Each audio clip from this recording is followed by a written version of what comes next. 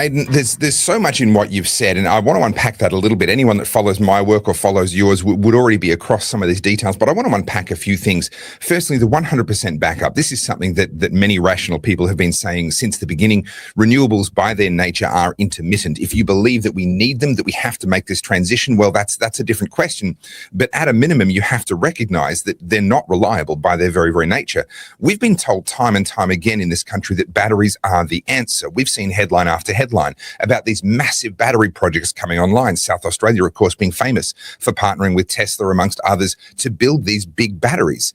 Are we still nowhere near having enough batteries despite the amount of money we've already spent? Yeah, absolutely nowhere near. So at the time when batteries were producing their peak output during this demand, gas was producing about 3 to 4 times as much power as that. And there was also about the same amount being imported from Victoria, about 500 megawatts being imported from Victoria. Wow. So you would have to multiply what we have and there's that peak to kind of fill that full height, like 3 or 4 times over.